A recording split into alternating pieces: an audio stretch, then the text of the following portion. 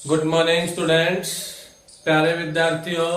हमने पिछले क्लास में लीनियर इक्वेशन के बेसिक के बारे में सीखा कि लीनियर इक्वेशन वन वेरिएबल और टू वेरिएबल में किस तरह से हम सीखते हैं, किस तरह से इसके बेसिक की जानकारी ले पाते हैं। और आज मैं आपको linear equation in two variables with pair, यानी कि दो लीनियर इक्वेशन हमारे पास होंगी और दो वेरिएबल्स में ही होंगी, और उनके हम नेचर के बारे में आज सीखेंगे। नेचर का मतलब जैसे कि हमारे पास कोई भी दो लीनियर इक्वेशन है और वो आपस में काट के जाती हो, इंटरसेक्ट करती हो, या फिर वो दोनों आपस में पैरेलल हो, या फिर वो दोनों कोइंसिडेंट हो। कोइंसिडेंट का मतलब होता है ओवरलैप में आती हो। उनका ग्राफिकली जो सॉल्यूशन होता है उसका जो नेचर है उसके ऊपर हम बातचीत करना चाहेंगे। अगर आपके पास कोई दो लीनियर इक्वेशन दी हुई है, दो वेरिएबल्स में दी हुई है, तो उसके सॉल्यूशंस जो होंगे उनसे हमारे पास सॉल्यूशंस कैसे होंगे और उनके नेचर के बारे में बताएंगे हम। ठीक है, ग्राफिकली नेचर क्या रहेगा। तो जैसे कि हमारे पास कोई दो इक्वेशन दी गई है, linear equation in two variable a1x b1y plus c1 equals to 0। ठीक है, कोई ये एक हमारे पास लीनियर इक्वेशन है। इसी तरह से दूसरी लीनियर इक्वेशन हमने ले ली a2x b2y plus c2 equals to 0। ये हमारे पास कोई दूसरी लीनियर इक्वेशन है। तो इन दोनों लीनियर इक्वेशंस के ऊपर हमें इनके सॉल्यूशंस और नेचर के बारे में बातचीत करनी है। तो यहां पे हमारे पास तीन केस बनेंगे और उन केसेस को डिफाइन करने से पहले हमें कुछ रेशियो निकालने होंगे, यानी कि आपको a1 upon a2 find out करना होगा कि a1 अपॉन a2 क्या आएगा। ठीक है, a1 अपॉन a2 की वैल्यू क्या आएगी हमें ये बतानी होगी। फिर हमें बताना होगा कि b1 अपॉन b2 है, इसकी वैल्यू क्या आएगी, और फिर हमें बताना होगा c1 अपॉन c2 की वैल्यू क्या आएगी। ठीक है, इन तीनों रेशियोज को हमें डिफाइन करना होगा। एक बात और मैं बताना चाहूंगा आपको पहले कि जब भी आपके पास कोई लीनियर इक्वेशन दी हुई होगी तो आपको कांस्टेंट जो वैल्यू है वो हमेशा लेफ्ट हैंड साइड यानी इज इक्वल टू में 0 रखना होगा। लेफ्ट हैंड साइड में आपके पास यहां होना चाहिए c1 और c2, इज इक्वल टू के बाद क्या होना चाहिए, 0 होना चाहिए। ठीक है, तो ये तीनों रेशियोज हमें निकालने होंगे, और इन तीनों रेशियोज को निकालने के बाद हमारे पास तीन नेचर बनते हैं। फर्स्ट केस ये होता है, देखिए केस नंबर फर्स्ट, यदि आपका a1 अपॉन a2 बराबर नहीं आता है b1 अपॉन b2 के, यदि हमारा a1 upon a2 is not equal to b1 upon b2 हो, यानी ये दोनों रेशियो पहले और दूसरा रेशियो है, ये अगर इक्वल नहीं होगा तो हमारे पास यहां पर जो लाइनें होंगी, ये दो इक्वेशंस होंगी, इनका जो सॉल्यूशन होगा वो यूनिक सॉल्यूशन होगा, यानी कि x और y का मान। सॉल्यूशन का मतलब x और y की वैल्यू, यूनिक वैल्यू आएगी, यानी कि केवल एक ही वैल्यू होगी x और y की। तो यहां पे आपके पास यूनिक सॉल्यूशन होंगे। फर्स्ट केस में यूनिक सॉल्यूशन,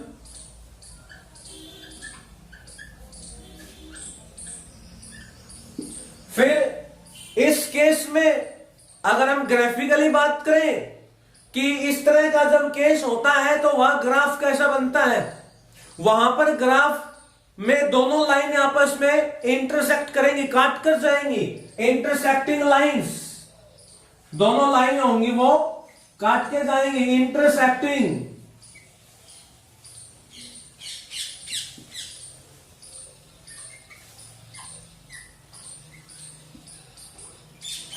इंटरसेक्टिंग लाइंस, जो लाइंस है वो आपस में काट के जाएंगी, दोनों लाइन आपस में काटेंगी इस तरह से ग्राफ बनेगा तो ऐसे काट के जाएंगे, और जिस बिंदु पे काट के जाएंगे वही बिंदु होता है आपका सॉल्यूशन, एक्स और वाई का मान होता है। ठीक है, और यहां पे इक्वेशंस होती है वो कंसिस्टेंट होती हैं, कंसिस्टेंट इक्वेशंस, कंसिस्टेंट इक्वेशंस। ये बातें हमें यहां पे ध्यान रखनी है। तो ये हमारा पहला केस था नेचर ऑफ लीनियर इक्वेशंस में, यदि आपके पास दो वेरिएबल हो और पेयर में लीनियर इक्वेशन दी हुई हो तो। ठीक है, पहला आपके पास केस ये होगा। सेकंड केस हमारे पास आता है यदि आपका a1/a2 और b1/b2 बराबर आ जाते हैं तो क्या होगा। इफ, सेकंड केस में यहां लिख रहा हूं, देखिए यहां पे लिखता हूं सेकंड केस, यदि हमारा a1/a2 बराबर आ जाए b1/b2 के, तो आपको c1/c2 भी फाइंड आउट करना होगा। ठीक है, एक बात पे अमल करना, पहले आपको a1/a2 निकालना है, फिर b1/b2 निकालना है। जब आप a1/a2 निकालोगे तो a1 क्या होता है, x का कोफिशिएंट फर्स्ट इक्वेशन में, a2 सेकंड इक्वेशन में x का कोफिशिएंट, b1 है वो y का, b2 है वो y का सेकंड इक्वेशन में। तो इन दोनों कोफिशिएंट्स को डिवाइड करेंगे तो a1/a2, इन दोनों कोफिशिएंट्स को जब डिवाइड करोगे तो b1/b2, और निशान हमेशा साथ रखना है। जैसा भी हमारे पास निशान हो, पॉजिटिव का प्लस का है तो प्लस का लो, माइनस का हो तो माइनस का साथ लेके चलेंगे। और आपको a1/a2 निकालना है, b1/b2 निकालना है। c1/c2 की अगर जरूरत है तो ही निकाले, नहीं जरूरत है तो समय वेस्ट ना करें। तो हम यहाँ पे a1/a2 निकालेंगे, पहले b1/b2 निकालेंगे। अगर दोनों इक्वल नहीं है तो आपका पहला केस, अगर दोनों इक्वल हैं तो फिर आप निकालिए c1/c2, और फिर आप यहां पे देखिए क्या ये तीनों आपस में अनुपात, तीनों अनुपात, ये तीनों के तीनों रेशो क्या आपस में इक्वल है या नहीं है। तो यहां पे मेरा सेकंड केस होगा कि is not equal to c1/c2, कि आपके पास c1/c2 है, वो अनुपात इस अनुपात के बराबर नहीं है, लेकिन ये दोनों तो बराबर हैं, but c1/c2 is not equal to. तो यहां पे आपके पास क्या कंडीशन होंगी, क्या यहां पे बनेगा ग्राफिकली, तो यहां देखिए इसके अंदर नो सॉल्यूशंस होंगे, नो सॉल्यूशंस, कोई भी सॉल्यूशन नहीं बनेंगे यहां पे। और नो सॉल्यूशंस कब बनते हैं, जब दोनों लाइनें आपस में पैरेलल होती हैं। इस तरह से जैसे ये लाइन ऐसे है, दूसरी लाइन यहां है, जब दोनों लाइनें आपस में पैरेलल होंगी, आपस में कभी भी नहीं काट सकती। इन दोनों लाइनों के बीच की जो ये डिस्टेंस है, ये हर जगह पे समान होती है, इक्वल होती है, चाहे आप यहां पे नापिए चाहे यहां पे नापिए, हर जगह पे इक्वल डिस्टेंस रहेगी, तो वो पैरेलल लाइनें होती हैं। और पैरेलल लाइनों को आपस में कभी भी इंटरसेक्ट नहीं करवाया जा सकता, और इंटरसेक्ट नहीं करवाया जा सकता तो वहां पे सॉल्यूशन भी नहीं आएंगे। जब तक दो लाइनें काटेंगी नहीं तो सॉल्यूशन नहीं आ सकते। तो यहाँ पे हम विद्यार्थियों लिखेंगे कि कोई सॉल्यूशन नहीं होगा, और लाइंस कैसी होंगी यहाँ पे, पैरेलल लाइंस, पैरेलल लाइंस, यहां पे पैरेलल लाइंस होंगी। ठीक है, और तीसरी बात, यहां पर इक्वेशंस होंगी वो इनकंसिस्टेंट या नॉन कंसिस्टेंट कह सकते हैं। तो लिखेंगे यहां पर कि इनकंसिस्टेंट इक्वेशंस, इनकंसिस्टेंट इक्वेशंस। ठीक है, ये तीनों बातें हमें यहां पे ध्यान रखनी है। ये हमारा सेकंड केस है। ठीक है, इसके बाद हमारा थर्ड केस आता है, और वो थर्ड केस है वो देखिए क्या है, first case, second case, third case मैं यहां लिख देता हूं या फिर यहां ऊपर लिख देता हूं। थर्ड केस क्या होगा, थर्ड केस होता है हमारे पास कि अगर a1/a2 बराबर हो b1/b2 के और बराबर हो c1/c2 के, if all three ratios are equal, अगर तीनों के तीनों रेशियोज बराबर आ जाए तो हम कह सकते हैं कि यहां पे ये जो सॉल्यूशन होंगे ये मैनी सॉल्यूशंस होंगे, इनफाइनिटी मैनी सॉल्यूशंस। यहां पर जो लाइंस का ग्राफ बनेगा वो बनेगा ओवरलैप, कोइंसिडेंट या ओवरलैप लाइंस होंगी यहां पे। यानी हम कह सकते हैं कि इसमें मैनी सॉल्यूशंस होंगे, यहां पे मैनी सॉल्यूशंस,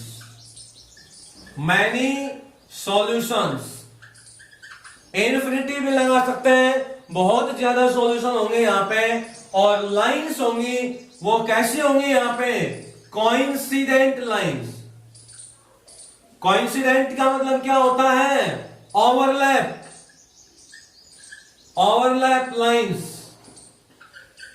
और जहां पे सॉल्यूशन आता है वहां कंसिस्टेंसी होती है, तो यहां कंसिस्टेंसी भी एग्जिस्ट करेगी, कंसिस्टेंट इक्वेशंस। ठीक है, जहां पर x और y की वैल्यू निकल सकती है वहां कंसिस्टेंसी एग्जिस्ट करेगी और अदरवाइज कंसिस्टेंसी एग्जिस्ट नहीं करती है। जैसे यहां इस वाले पार्ट में देखिए, इस वाले पार्ट में पैरेलल लाइन से है तो पैरेलल लाइंस आपस में नहीं काट सकती, नहीं काटेंगे तो नो सॉल्यूशन, और नो सॉल्यूशन है इसलिए इनकंसिस्टेंट इक्वेशन रहेंगी।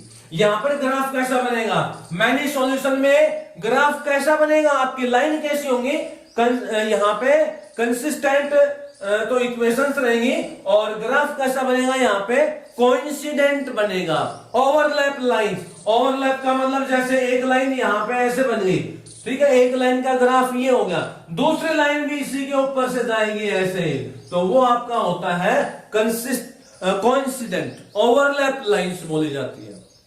तो ये था हमारा nature of pair of linear equations. अगर कोई लीनियर इक्वेशंस पेयर में दी हुई हैं और दो वेरिएबल में, इन टू वेरिएबल, तो हम यहां पे उनका नेचर निकालेंगे। तो ये तीन आपके पास तरीके हैं, इन तीनों तरीकों से हम उसका नेचर डिफाइंड कर पाते हैं। प्यारे विद्यार्थियों, इस टाइप में से आपका एक क्वेश्चन जरूर आता है 1 मार्क्स का, इस बात को ध्यान रखें, अमल करें इस बात पे, ठीक है। और इसके ऊपर कुछ एक मैं एग्जांपल्स आपको समझा देता हूं किस तरह से आपको करने होंगे, ठीक है। मोटी मोटी बातें आपको ध्यान रखनी है, तीनों की तीनों ये जो आपके पास डिटेल्स लिखवाई है इसको अच्छी तरह नोट कर ले और इसको याद कर ले, ठीक है। और यहां पे ध्यान रखो a1 क्या होता है, x का कोफिशिएंट, b1 y का और c1 कांस्टेंट। दूसरी इक्वेशन में a2 x का, b2 y का और c2 कांस्टेंट होता है। बिल्कुल सिंपल वे में आपको चलना पड़ेगा। मैं एक क्वेश्चन आपको करवा रहा हूं, देखिए हमारे पास इक्वेशंस दी हुई है 5x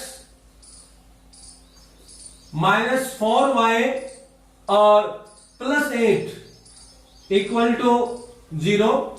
5x minus 4y plus 8 equals to 0। दूसरी इक्वेशन है 7x प्लस 6y और प्लस में 10 इक्वल टू 0, ठीक है। ये आपके पास कोई इक्वेशन है, पेयर में दी हुई है और आपको बताना है कि यहां पे कि ये लाइनें आपस में काटेंगी या लाइनें आपस में कोइंसिडेंट है या पैरेलल्स है, कंसिस्टेंट है या इनकंसिस्टेंट है, कैसे सॉल्यूशन है यहां पे, ये हमें बताना है। तो स्टूडेंट्स आपको अभी एक्सरसाइज नहीं करनी है, एक्सरसाइज 3.1 मैं करवाऊंगा आपको नेक्स्ट वीडियो में, लेकिन उससे पहले आपको इन सभी बातों के बारे में पता होना बहुत जरूरी है। हमें आगे ग्राफिकली सॉल्यूशंस करने हैं। एक्सरसाइज 3.1 एंड 3.2 है, उसमें हमें ग्राफ सीखना होगा। तो ग्राफ सीखने से पहले हमें इन सभी बातों को पहुंचना बहुत जरूरी है, इन सभी बातों के ऊपर जाना बहुत जरूरी है, इसलिए इनको हम सोल्व करवाएंगे। और कुछ एक क्वेश्चन है इनके ऊपर जो एक्सरसाइज 3.2 में है, तो आप वहां से कुछ एक क्वेश्चन देख के सोल्व कर सकते हो। 3.2 एक्सरसाइज में दिए हुए हैं इनके ऊपर कुछ एक क्वेश्चन, तो वो सोल्व करना आप, मैं करवा रहा हूं उनके बारे में कुछ बेसिक क्वेश्चंस। जैसे आपको ये दो लीनियर इक्वेशन गिवन है, तो इन दोनों लीनियर इक्वेशंस के ऊपर आपको बताना है कि कौन सी कंडीशन इनमें से सेटिस्फाई करेगी। तो सबसे पहले हमें निकालना है A1/A2। A1/A2 निकालेंगे हम, A1/A2। अब A1/A2 निकालोगे तो A1 ही क्या है और A2 क्या है। A1 और A2 निकालने के लिए आपको स्टैंडर्ड फॉर्म ये है, इसके साथ कंपेयरिंग करना होगा। तो ऑन कंपेयरिंग लिख सकते हैं हम, ऑन कंपेयरिंग, इस स्टैंडर्ड फॉर्म के साथ तुलना करेंगे हम। तो यहां पे देखिए A1 की जगह पे 5 है, B1 की जगह पे -4 है, ये ध्यान रखिए। A1 is equal to 5, B1 is equal to -4। A1 की वैल्यू है 5, यहां लिख देता हूं मैं। A1 की वैल्यू है आपके पास 5 और यहां y का कोफिशिएंट B1 है, तो यहां y का कोफिशिएंट है -4, तो B1 इज इक्वल टू -4 और C1 बच गया वो आपका 8। इसी तरह से A2 निकालेंगे तो सेकंड इक्वेशन में 7, B2 निकालेंगे तो यहां पे y का कोफिशिएंट 6 और C2 निकालेंगे तो कांस्टेंट आपका आ गया 10। ठीक है, तो इस तरह से आपको A1, A2, B1, B2, C1, C2 की वैल्यू निकालनी है बाय कंपेयरिंग, तुलना करके स्टैंडर्ड फॉर्म के साथ। अब वैल्यू निकाल दो। A1/A2 निकालेंगे तो A1 हो गया 5 और A2 हो गया 7। ठीक है, अब हम निकालते हैं B1/B2। B1/B2 निकालेंगे तो B1 की वैल्यू -4 और B2 की वैल्यू है 6। तो प्यारे विद्यार्थियों, अगर कुछ कैंसिल होता है तो कैंसिल करके लिख दो, यानी यहां कैंसिल हो जाएगा 2 से, 2 2 जा 4, 2 3 जा 6। ठीक है, अब आप यहां देखिए क्या आपके पास A1/A2 और B1/B2 समान है या नहीं है, इक्वल है या नहीं है। आपको C1/C2 नहीं निकालना अभी। ठीक है, C1/C2 तो हम बाद में निकालेंगे, जरूरत पड़ेगी तभी। तो A1/A2 और B1/B2 क्या बराबर है, अगर बराबर है तो C1/C2 निकालिए, अदरवाइज मत निकालिए। तो यहां पे हमने देखा कि A1/A2 तो आया 5/7 और B1/B2 आया -2/3, तो ये दोनों तो आपस में बराबर नहीं है। तो हम क्या लिखेंगे, हम लिखेंगे A1/A2 is not equal to B1/B2, ये कंडीशन बन जाएगी आपकी। और इस कंडीशन के अकॉर्डिंग क्या क्या रिजल्ट होगा, यूनिक सॉल्यूशन। यूनिक सॉल्यूशन होगा इंटरसेक्टिंग लाइंस और कंसिस्टेंट इक्वेशंस। तो ये आपको तीनों बातें यहां पे ध्यान रखनी होंगी।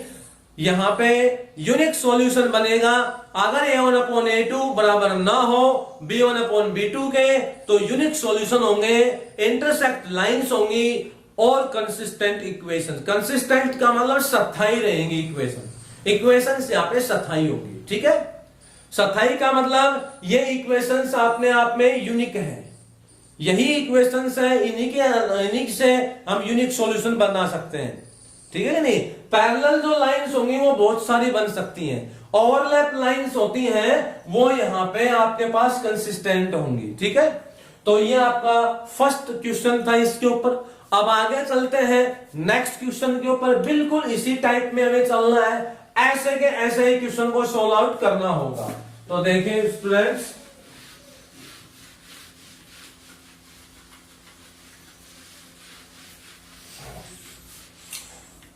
हमें बस इन तीनों कंडीशंस को याद रखना है। क्वेश्चन हमारा दिया हुआ है 3/2x प्लस 5/3y और इक्वल टू 7।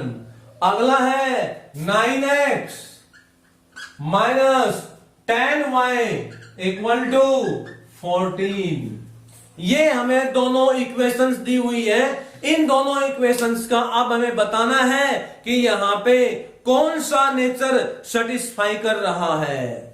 तो सबसे पहले आपको क्या करना है, सबसे पहले इज इक्वल टू में 0 बनाना है। यहां पर इज इक्वल टू के बाद 7 है, ये स्टैंडर्ड फॉर्म को कंटेन नहीं कर रहा है। तो स्टैंडर्ड फॉर्म को कंटेन करवाने के लिए इस 7 को मैं इधर ले आऊंगा तो माइनस बन जाएगा 7 और इज इक्वल टू हो जाएगा 0। 14 इधर आ जाएगा तो माइनस का हो गया, इज इक्वल टू 0 हो जाएगा। ठीक है, इज इक्वल टू 0 बन गया आपके पास। अब इसके बाद आगे A1/A2, B1/B2 और C1/C2। तो A1 की वैल्यू क्या है, देखिए ध्यान से, A1 का मतलब x का कोफिशिएंट 3 डिवाइड बाई 2, ठीक है, ये ध्यान रखें।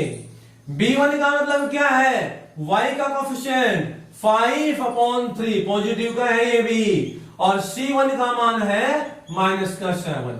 इसी तरह आगे A2 की वैल्यू है 9 और B2 की वैल्यू है माइनस का 10 और C2 की वैल्यू है माइनस का 14।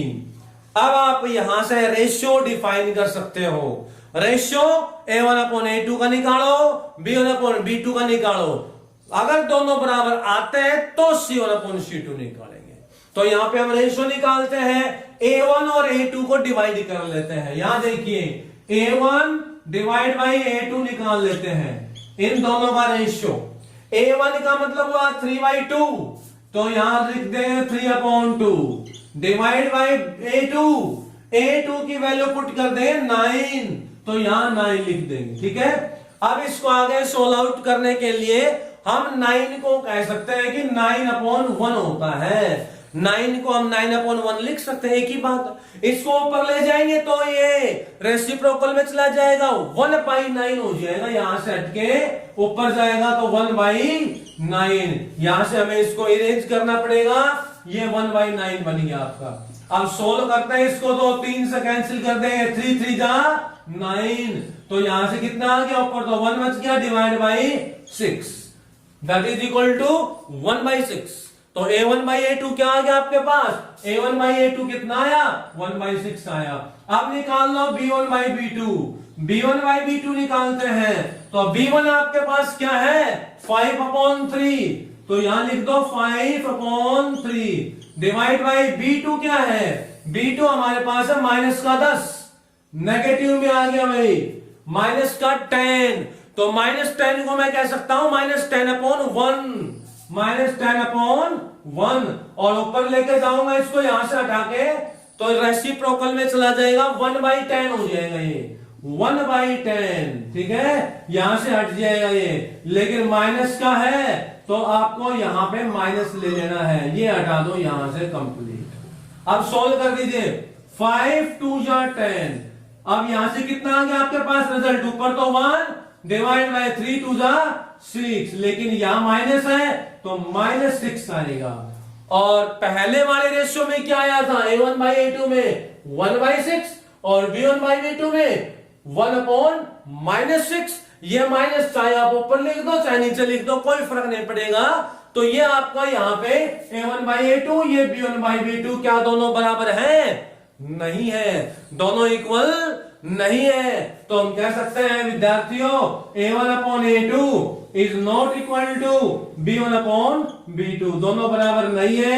अगर बराबर नहीं होंगे तो यहां पे यूनिक सॉल्यूशन होगा, पहला ही केस बन जाएगा आपका, यूनिक सॉल्यूशन रहेंगे, कंसिस्टेंट लाइंस, और ग्राफिकली कैसा बनेगा, इंटरसेक्टिंग लाइंस होंगी। इसका अगर हम ग्राफ बनाएंगे ना, अगर हम इसका ग्राफ बनाने की कोशिश करेंगे तो ऐसे ग्राफ बनेगा आपका, लाइनें इंटरसेक्ट करके जाएंगी, ठीक है।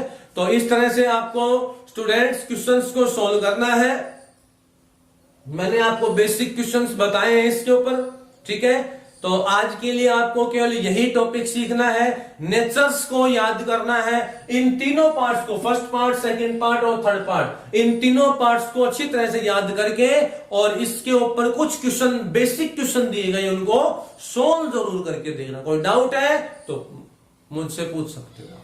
आज के लिए इतना ही, थैंक यू।